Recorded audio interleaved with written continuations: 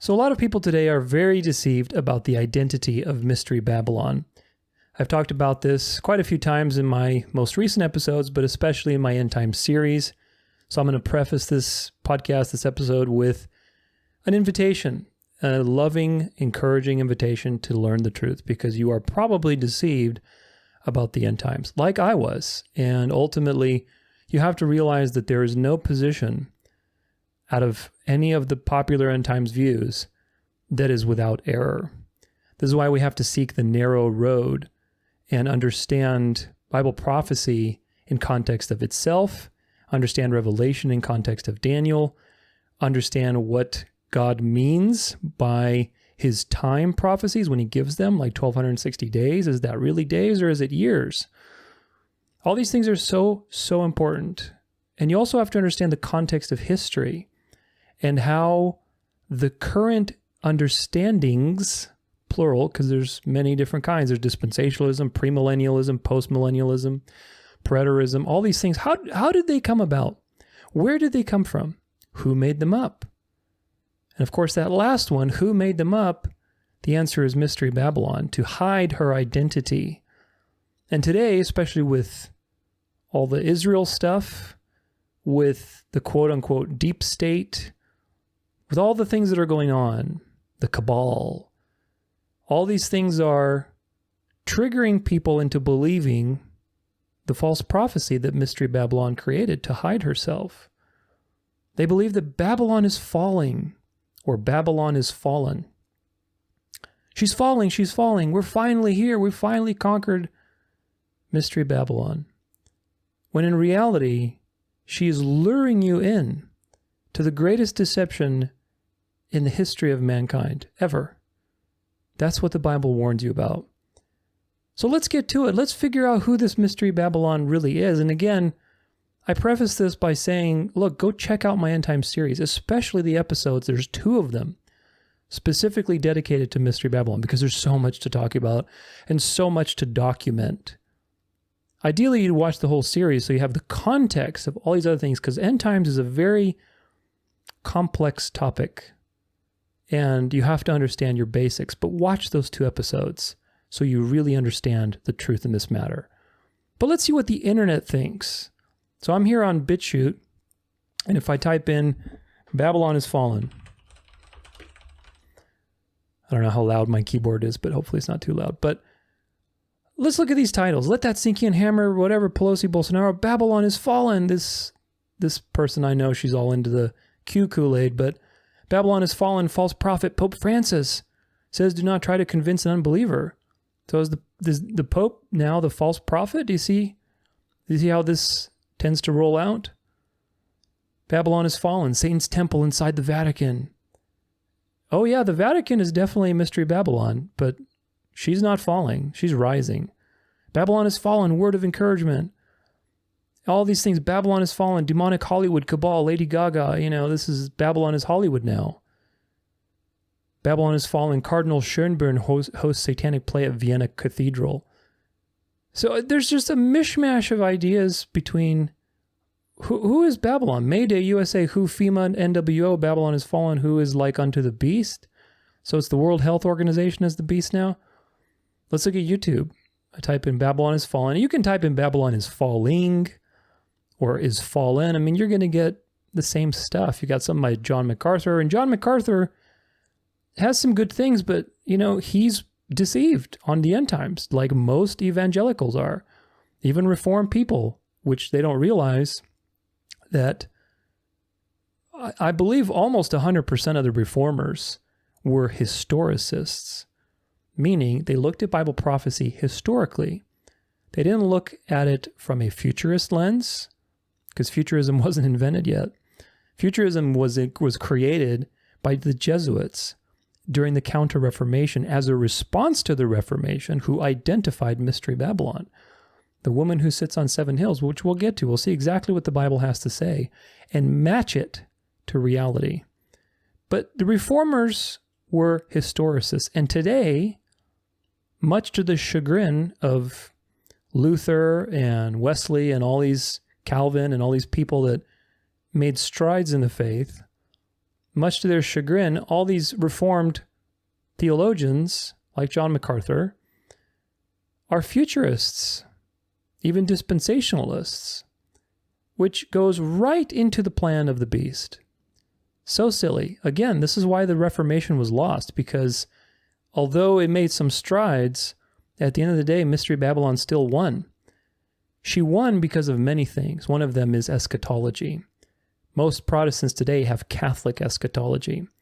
So make sure your eschatology is not created by the Jesuits. But look at this, Puritan hymn, Babylon. Okay, Mystery Babylon. Who is the whore of Babylon? Mystery Babylon. All these videos about who Mystery Babylon is, and all of them talk about the USA being Mystery Babylon. Look at this one. Is America in the Bible? Yeah, it is, but not Mystery Babylon. America is the false prophet, and I talk about it in my End Time series. Fallen is Babylon. No, not yet. Babylon is fallen. Babylon, the political economic system.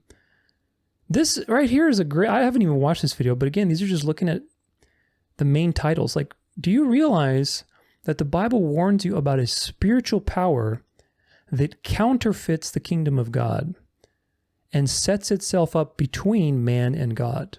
It's a counterfeit that the Bible warns you about. It warns you about a spiritual power that invades the body of Christ and sets itself up as a counterfeit. It doesn't warn you of a political power. This is another inversion by Babylon, by the real Babylon, to hide her identity. Instead of looking for spiritual powers that have infiltrated the body of Christ, you're looking for a political power, a communist dictator, maybe a Muslim dictator, some political charming fellow that's just going to rally an army and then suddenly walk into a Jewish temple, not the body of Christ, and proclaim himself to be God. Totally different reality, completely different, and it's a false reality, but most people believe that. Let's look at Rumble.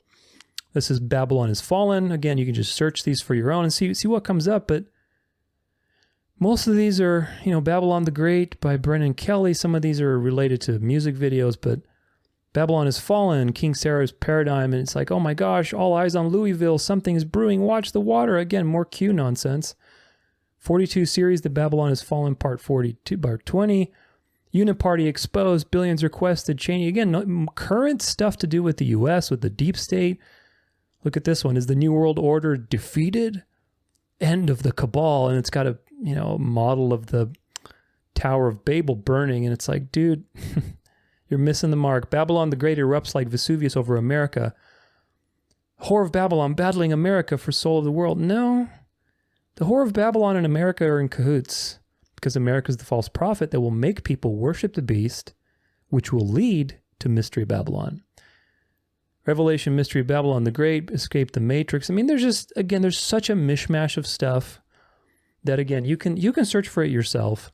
And here's what it comes down to, guys. It comes down to this. People believe that America and or the deep state and or the cabal and or the United Nations, the WHO, and or the Zionist state of Israel and it's all of its, Mossad operations and whatever else, or the military industrial complex. Just put in your generic, control mechanism in there and say, yeah, that's Mystery Babylon. But how do you know who Mystery Babylon is? Well, first off, Mystery Babylon comes from Revelation 17. It's not a made-up term. It's a term that God outlined and created to identify the final iteration of the Antichrist power on the earth. Again, I'm not going to go into super detail in this podcast because there's just a lot to talk about. So that's why I encourage you to watch my End Time series, specifically the episodes on Mystery Babylon. But what you're looking at when you survey the breadth of all of history is this Babylonian empire. It starts with Babylon, the real Babylon, and it goes through these various iterations: Persia, Greece, Rome. Then out of Rome comes this unique power, which is the papacy, that has a personal representative, rules with an iron fist through a church-state union, which is basically the kings of the earth were giving their power to the Pope. The Pope didn't win with an army like all the previous empires. He won by peace. By peace he shall destroy many. That's in Daniel. And he will have army, but not of his own. Everything's by proxy. It's a very different kind of power, but nonetheless, it is a continuation of this Babylonian, basically satanic kingdom on the earth, suppressing the word, suppressing God's people. And in its final iteration, instead of being pagan, it now infiltrated the church. Because paganism doesn't work anymore. Christianity, you couldn't stop the gospel from going out. And the devil realized that after the cross. For 200 years, he killed Christians ruthlessly. I mean, if you were living in that time, it was probably one of the worst times in history to be a Christian. People were getting fed to lions, crucified, persecuted left and right. But it wasn't working. So Satan, as usual, because he's a master of duality, switched tactics from dark to light, which is exactly what's happening right now yet again. And I talk about that in my series. We're going from dark, which is the big bad boogeyman of communism and secularism, the United Nations, and, all this other stuff, the cabal, the deep state, however you want to call it, the dark. The dark is losing. Yeah, the dark is losing, but that doesn't mean a good thing. It just means the false light is winning. They're going from dark to light. The dark is there so that you can run to the light. Now, what is the opposite of the dark in this case? What is the opposite of communism, secularism, atheism, all this cricket eating and all the things that are blasted at you and transsexual story time? What is the opposite of that? You ever thought about it? Because it is a dialectic. The opposite is Christian nationalism. The opposite is religion, in the sense of institutionalized religion, the merging of religion with culture. That's what the opposite is. It's good old-fashioned values. Going back to church and reading the Bible in schools. Now, look, I am totally for reading the Bible in schools. However, we should never, as Christians, try to make political outcomes. This is the great deception. And it is a deception that millions of people are walking into because they don't know eschatology, meaning the study of the end times. They're deceived. And number two, they think that the real enemy, Babylon is falling, is the deep state. It's the dark that is so obviously in people's face right now. And so they're very deceived. And because of that, they're walking right into the real mystery Babylon, which is going to be a union of church and state, where all the kings of the earth give their power to the beast, to the papacy, as it was, if you know your history, for 1400 years, a little over that. If I'm counting from Constantine, when he unified church and state. Of course, the Pope wasn't really officially the Grand Poobah until 538 AD, but still, 1400 years you had a union of church and state that persecuted people if they didn't obey.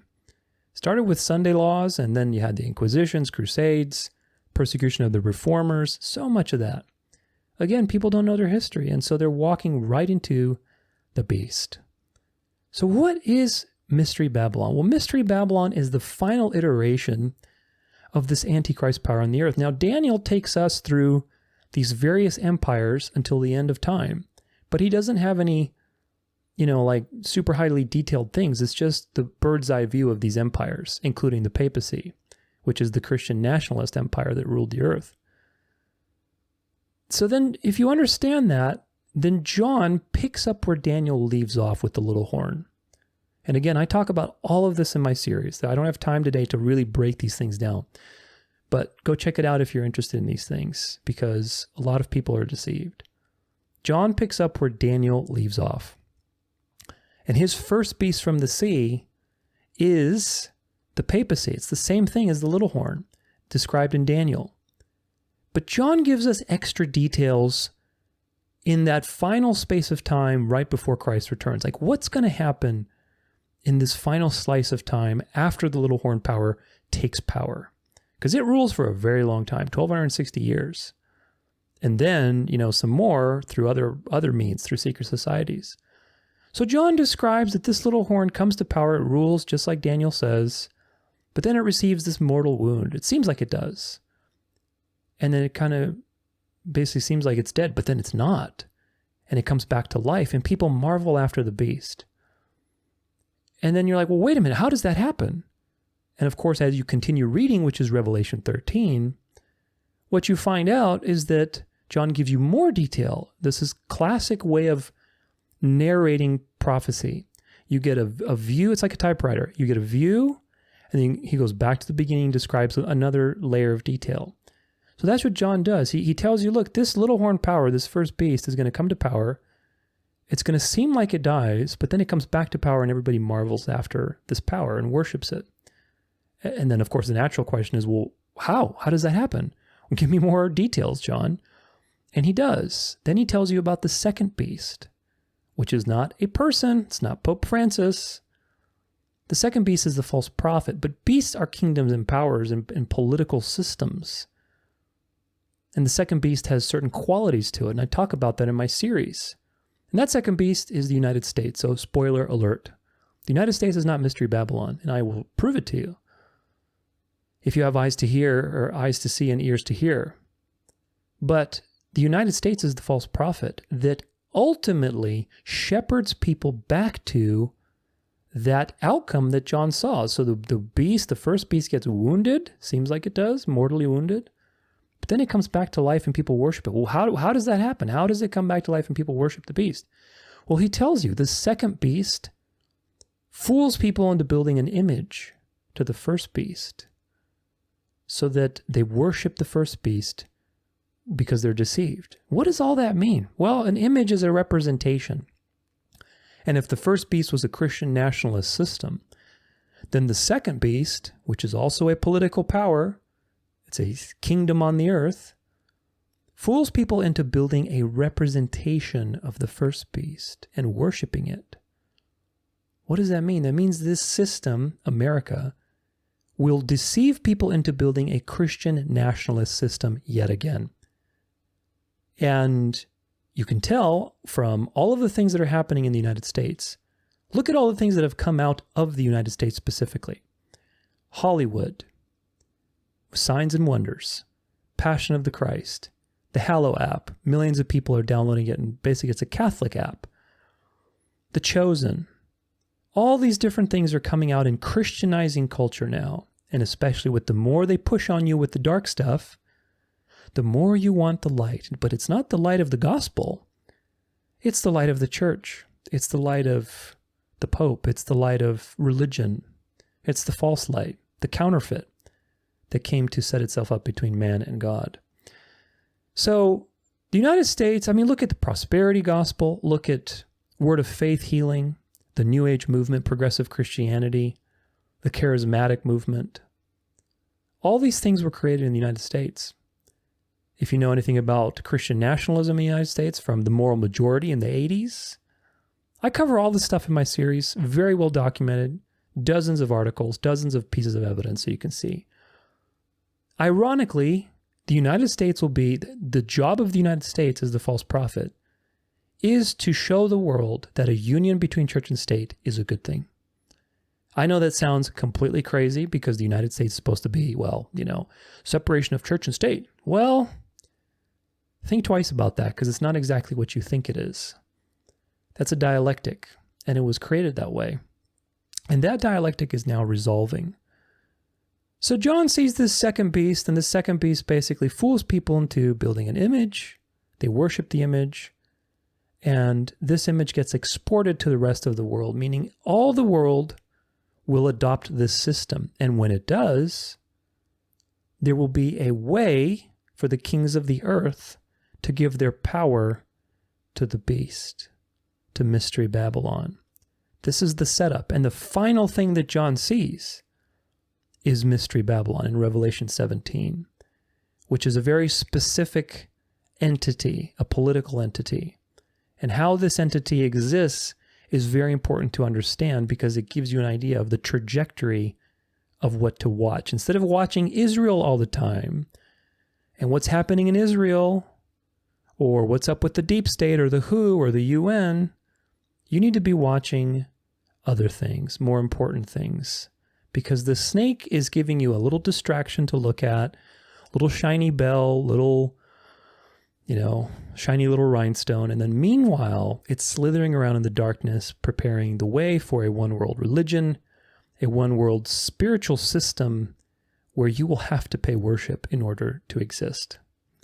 This is what the Bible warns you about. So let's go to Revelation 17 and see what this final iteration is that the kings of the earth will give their power to once the image of the beast is done. And it's almost done, people. It really is. Again, go watch my episode on that, but it's almost done. But once this system is done, what will we be in? What's the system that we're headed to? What is the final outcome? And that is the great prostitute, the whore of Babylon. Revelation 17, we're going to read the whole thing.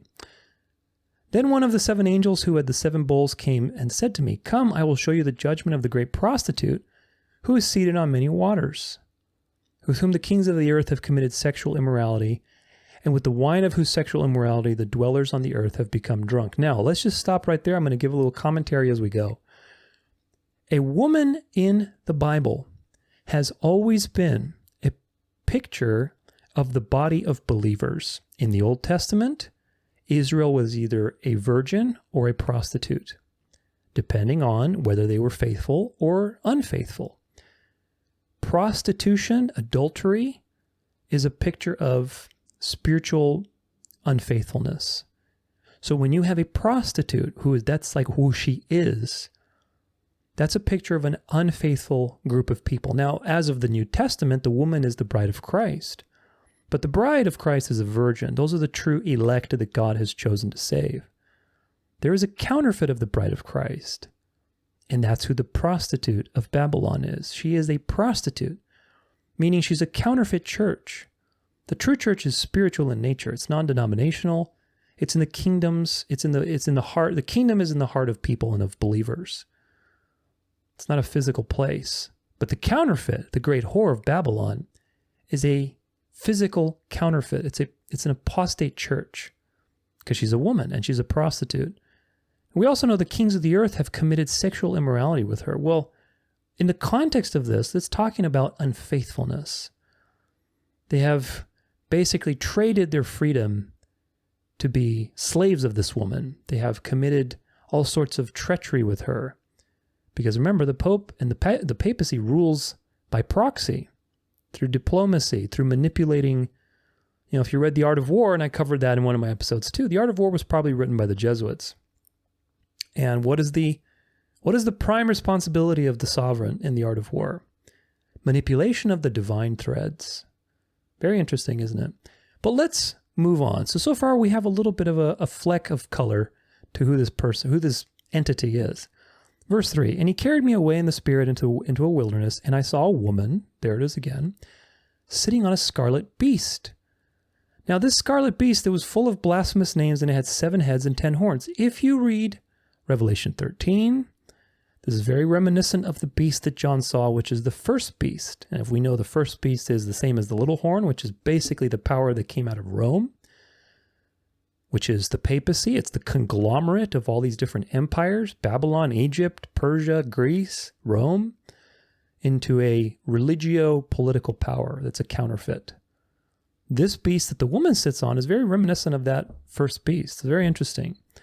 Verse 4, "The woman was arrayed in purple and scarlet, and adorned with gold and jewels and pearls, holding in her hand a cup full of abominations and the impurities of her sexual immorality." So this woman is adorned in red and purple, and she's also adorned in gold and jewels and pearls. So she's very wealthy, and she wears red and purple.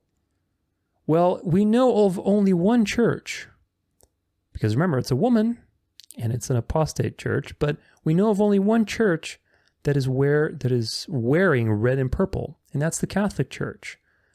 The bishops and the cardinals wear red and purple. That is the leadership of the Catholic Church. We also know that this woman in Revelation 17, she's decked in gold and jewels and pearls, meaning she's very opulent. There's no wealthier organization in the history of kingdoms than the Catholic Church. The papacy is the most opulent and wealthy organization there is. They have all the gold, all the jewels, all the wealth. And in her hand, there is a cup full of abominations and the impurities of her sexual immorality. And as you'll see, she is very much defined by her abominations.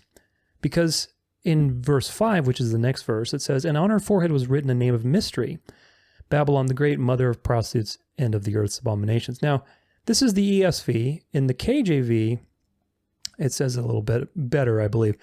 "And upon her forehead was a name written, Mystery, Babylon the Great, the mother of harlots and abominations of the earth." So what does that mean? Well, a name written on your forehead is your identity. It's who you are. It's the quality and the character of your nature of being. So we have a couple of great identifiers here. Mystery Babylon, the Great. So she's very powerful, obviously so.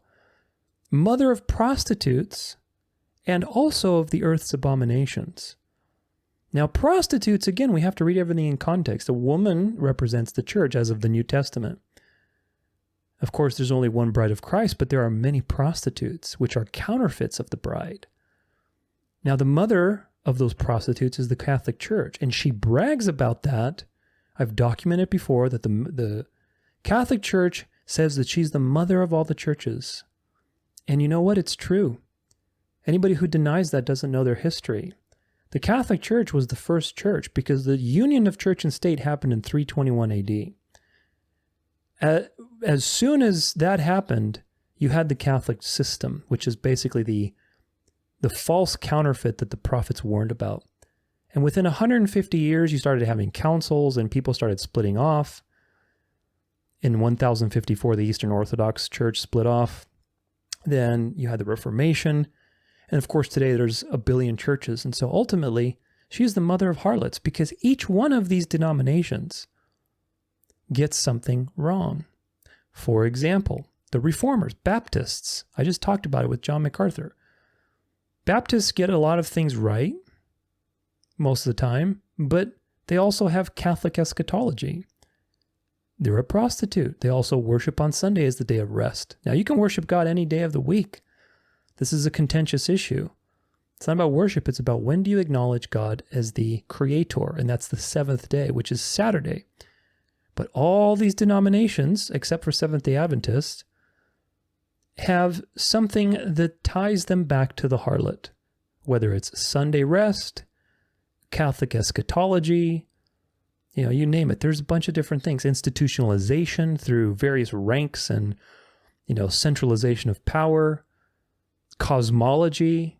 All these things are tying you back to the harlot because true biblical Christianity on all of these points is very much contested by culture. And of course, these modern day harlots are too afraid to acknowledge that. They don't want to, and that's why the Protestants lost the Reformation. But she's the mother of harlots, and that applies to the Catholic Church. Now, she's also the mother of earth's abominations. Now, if you know your history, you know that very early on, a couple hundred years after the Pope was officialized, in fact, actually about 100 years, Islam was created initially to basically create an army for the Pope and subjugate all the biblical Christians in the Near East, where Paul had evangelized. And of course, Muhammad was surrounded by Catholics and Catholic influences. There's a lot of similarities between Catholicism and Islam. Believe it or not, it's like the dark and the light. They're two sides of the same devil coin. And those two sides are integrating, and they will integrate at the end of time because all the harlots will come back to their mother. But Islam got out of control, and that led to the Crusades as a response, which killed a lot of people, and millions of people died. The Catholic Church is also the mother of the Inquisition, of the persecution, the Sunday law persecutions. She's the mother of all these harlot churches, which eventually led to things like dispensationalism, charismatic movement, hyper-charismatic movement, word of faith. If you look into faith healer history, Catherine Kuhlman in the United States, she was a Jesuit operative. She was surrounded by Jesuits. The Jesuits are the ones who created the cosmology you believe in. The New Age movement, everything, Hollywood was Catholic and Jesuit owned. The Jesuits are the ones who had all the theaters in Europe with Shakespeare. Now, of course, Shakespeare's probably not even a real person. Mother of abominations of the earth. Again, if you trace all the abominations, it goes back to the mother of the abominations. And so history testifies against the Catholic Church. It's not a pretty thing. And a lot of people don't know their history. That's why they're so deceived by these things. But it definitely applies, and you can go check that out in my series. There's so much I document there. I really encourage you to study and show yourself approved. But let's keep going. We're just at Revelation 17, verse 6. And I saw the woman drunk with the blood of the saints and the blood of the martyrs of Jesus. When I saw her, I marveled greatly. Now, does this apply to America? Does it apply to Israel? Does it apply to the deep state? No, it doesn't. If you're honest with yourself and if you know your history, you know who this applies to, especially all the other identifiers so far, and there's still several more. Beyond a shadow of a doubt, God does not give you any wiggle room to get this wrong. But people are very deceived because they've bought into Mystery Babylon's eschatology, and so they're just deceived. But she's drunk with the blood of the saints. There's no other candidate for that than the Catholic Church. The Sunday law persecutions, the Crusades, by proxy through Islam, through communism. Jesuits started the French Revolution. Illuminati. Adam Weishaupt was the one who started the Illuminati. He was a Jesuit-trained operative. The Jacobins were working with the Jesuits to start the French Revolution. And what did the French Revolution do? It led to atheism and secularism and communism. The Bolsheviks were propped up by the Jesuits. Then the Bolsheviks got out of control, just like the Muslims did. And so they propped up Hitler. Dark versus light to kind of balance things out. Do you see the mother of abominations yet? I hope you do, because history testifies against this power being drunk with the blood of the saints. More people, there's no other organization in history that has killed more believers, either directly through things like the Inquisition, the Crusades, the persecution of the Reformers, persecution of Sunday laws. Those are direct things, killed plenty of Christians. Or indirectly through propagating her abominations like Islam, communism, Hollywood, all these different poisons to the earth. So this definitely checks out, and there's no greater power that identifies this. It's certainly not the United States. The United States has only been around for 250 years. And Christians were not really persecuted in the United States. So learn your history. But let's see what John has to say with the rest of this. Verse 7, but the angel said to me, why do you marvel? I will tell you the mystery of the woman and of the beast with the 7 heads and 10 horns that carries her. The beast that you saw was and is not and is about to rise from the bottomless pit and go to destruction. And the dwellers on the earth whose names have not been written in the book of life from the foundation of the world. Again, this is election, predestination. This is another reason why Protestants have lost the Reformation today, because they are synergistic. They have abandoned this primary teaching of the Bible. Excuse me. Foundation of the world will marvel to see the beast, because it was and is not and is to come. This calls for a mind with wisdom. The 7 heads are 7 mountains on which the woman is seated. Now, this is a very, very important identifier, because you have a woman who is a prostitute, meaning a church, an apostate church. Now, we've identified that church over and over again, but now God gives you just another one just to make sure you don't get this wrong. She sits on 7 mountains.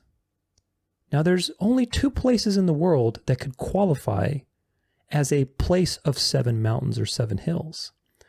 One of them is Istanbul, which used to be Constantinople, which is where Constantine unified church and state. Isn't that interesting? That's where it all began. Now, the second one is probably much more relevant, which is Rome. Rome is called the city of 7 hills. There's no other place on the face of the earth that has 7 hills or 7 mountains. And certainly Rome is the home of the church, the Vatican, the woman who is dressed in red and purple and is very opulent. So she sits on 7 hills. Isn't that interesting? There's no other place on the face of the earth, and the Bible tells it to you straight. And people still think this is the deep state or United States. My goodness. Verse 10, they are also 7 kings, 5 of whom have fallen, 1 is, the other has not yet come.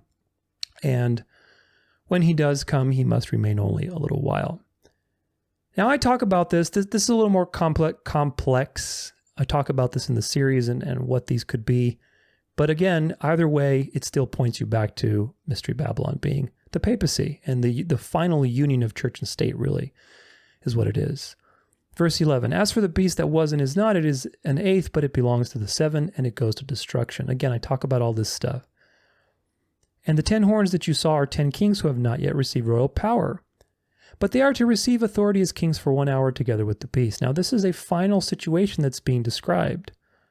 And interestingly enough, if you know your history, in the 70s, the Club of Rome published a map of the world with 10 nation states type of situation, 10 kingdoms, kind of like, I don't know. Yeah, 10 kingdoms. Isn't that interesting? That's their plan for the world. They have 10 basically representative kingdoms. This was 50 years ago. And so this is telling you, 2,000 years ago, that there are 10 kings that will give their power to the beast, meaning the whole world will give their power to this final iteration, to this church-state union. 2,000 years ago, and God is warning you very clearly. Verse 13, they are of one mind, and they hand their power and authority to the beast. They will make war on the Lamb, and the Lamb will conquer them, for he is Lord of lords and King of kings, and those with him are called chosen and faithful. So all of this that hasn't happened yet is designed to basically try to rally people against the return of Christ, and they're going to lose, obviously. And the angel said to me, the waters that you saw where the prostitute is seated are peoples and multitudes and nations and languages. And the 10, by the way, actually, I will say something on this one. Waters represent peoples and multitudes and nations and languages, meaning the first beast from the sea arises from a very populated area. Rome, the Middle East, that whole area was constantly under focus for Bible prophecy because that was a very tumultuous area. But when you look at the second beast, which is also political power and has the same power as the first beast, meaning it's a world power, it's a superpower, it comes out of the earth, meaning it comes out of a place that's not very important politically. The only candidate for that, meaning a superpower that came out of a place that was kind of a little place nowhere, is the United States. And I talk about that again in my series, but just a little note. Verse 16, and the 10 horns that you saw there, they and the beast will hate the prostitute. They will make her desolate and naked and devour her flesh and burn her with fire. For God has put it into their hearts to carry out his purpose by being of one mind and handing over their royal power to the beast until the words of God are fulfilled. So they're going to be deceived. They're going to hand their power over to the beast. They're going to lose, and they're going to decide and realize, wow, we've been duped. We're going to destroy the beast. We're going to destroy this woman. That's what. That's not yet. That's going to happen very much at the final moments of time when Christ has returned and judgment is carried out. Now, the interesting thing about that verse 16, again, it points back to the identity of this woman. She is burned with fire. Now, that's something that maybe you can gloss over if you don't really know your Old Testament, if you don't remember your Old Testament. But there is a very specific punishment for a woman caught in adultery. If that woman is just a run-of-the-mill woman, normal citizen, she's to be stoned. But if that woman is the daughter of the priest, the high priest, she's burned with fire. Now, isn't that something interesting? Because the woman, right, the prostitute, she's supposed to be, who is the high priest? Let's put it that way. It's Jesus. She's supposed to be faithful. She's supposed to be a daughter of the king, but she's a prostitute. So just as a daughter of the high priest in the Old Testament was burned with fire, so too will this woman, who is an apostate church, trying to be a counterfeit and being a spiritual adulteress, she's going to be burned with fire. So again, further proof that this woman is not a symbol of America or the deep state or whatever else you want to think of. It's the Vatican, it's the papacy that set itself up between man and God. It's the institutionalization of religion, of Christianity specifically. It's the counterfeit kingdom. Again, you're looking at something spiritual being turned into something physical. And of course, the last verse really seals it, seals the deal. Let's see. Verse 18, and the woman that you saw is the great city that has dominion over the kings of the earth. So this woman, who is a church, who wears red and purple, who sits on 7 hills, meaning Rome, is also a great city that reigns over the kings of the earth. Let me ask you a simple question.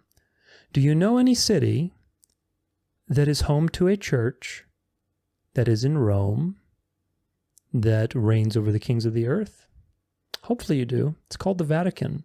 Vatican was made official in 1929 when the Lateran Pact was signed by Mussolini and Cardinal, I forget his name, and the San Francisco Chronicle said something like healing the wound, because the political wound that was given to the beast by itself in 1798 was healed. The Pope got his territories back, the Vatican was created, but spiritually the wound is healing. The wound needs to heal over time spiritually, because spiritually it requires the image of the beast to be built so that people can give their power and worship to this Christian nationalist system once again.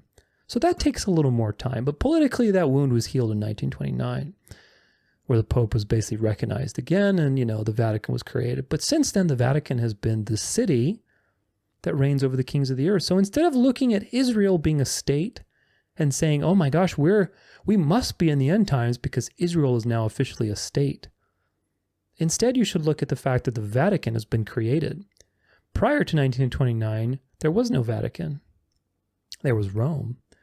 And of course, Rome applies to this too as well, because Rome is called the eternal city, the great city, right? Rome was the capital of the Roman Empire that reigned over the kings of the earth. And of course, that is even more fulfilled with the advent of the Vatican in 1929, which is now this sovereign city-state, independent of all rule and authority, and yet completely in control of everybody else by proxy. So, you now have a better idea, hopefully, of who Mystery Babylon is. I really hope you do. And again, I really lovingly and sternly encourage you to go watch my End Time series and refer to the Mystery Babylon episodes, because Babylon is not falling. Babylon is not fallen. Babylon is actually rising. And if you believe that she's falling, you're going to fall into the trap yourself that everybody else is going to fall into. When the big bad boogeyman of communism is finally conquered and the light is ushered in and we the people have been victorious and we're back to a nationalist system that cares about the people, getting back to good old-fashioned values in the common good, which is another Jesuit term. And it seems like we're just going back to good things, like religion and good values. You have to ask yourself, who will be the moral authority to broker peace? Who will be the moral authority to determine what the common good is? Who will be the moral authority to tell you what is what? That's the question to ask. Because right now the world is being prepped for world peace. And that world peace will be fulfilled by the Pope. It'll be a false peace. But the Pope is the one shaking everybody's hand. Everybody bows down to the Pope. And when America has fulfilled its role in creating a Christian nationalist system, probably with Trump, but if Trump doesn't come back, then whoever the next guy will be. But right now, all this stuff with Biden and everything that you're seeing, it's just on purpose to make you really hate the bad cop so that when the good cop comes in, you say, oh, thank God, somebody with some sense in their minds. Oh, you want to do Christian nationalism? Sure, yeah, let's do it. That's just way better than all those tranny story hours and, taxation and globalism. Do you see how these things work? The narrow road is a road that is narrow. It doesn't go to the left or to the right. The Bible says, do not swerve to the left or to the right over 16 times. And it does so for very good reason, because that's where the devil gets you. He's a master of duality, folks. The devil is a genius, and you need to realize that the devil uses duality to throw you off balance. If he can't get you with communism and the atheism and, all the dark stuff, liberalism, he's going to get you with Christian nationalism, with dominionism, the 7 mountain mandate. Who do you think sits on 7 mountains? The Bible warns you and tells you who sits on seven mountains. It's the mystery Babylon, the whore of Babylon, the prostitute who wants to bring all the harlots back to herself, who will have all the kings of the earth for a period of time give their power to her. So when you hear the seven mountain mandate in Christian circles and dominionist circles, you need to perk up, because it's not the truth. It is a lie from the pit of hell. But God has decreed these things, and they will happen. You cannot stop Babylon from rising. You cannot stop Mystery Babylon from taking power, and the kings of the earth giving their power to Mystery Babylon. So that's another point to remember, that when you search on these online forums, YouTube, Rumble, BitChute, and they say, "Oh, Mystery Babylon has fallen," like as if you're in on it. Like you're in on the scoop. Oh, that's the scoop. Like Mystery Babylon is falling. Oh my gosh, we get to be witnesses to that. Do you really think that that's what's going to happen? That the whole world is going to be in on Mystery Babylon falling? No way, man. The devil's not going to play his hand. The devil is going to obtain worship, because that's what God has decreed, to separate the elect from the non-elect. Because you'll need supernatural intervention to wake up to the deception that's coming. And I hope that this episode has planted a seed, has helped you, because there are a lot of people who are deceived on these issues, and it's unfortunate, but it is what it is. Spread the truth while you can, and stay strong, cling to the Lord, and learn your history. Until next time, take it easy and take care. Hey, thanks for being here. If you enjoyed today's show, make sure you hit that subscribe button. And if you want in-depth Bible studies, free resources, encouragement, or if you just want to get in touch with me, check out danceoflife.com. Until next time, God bless.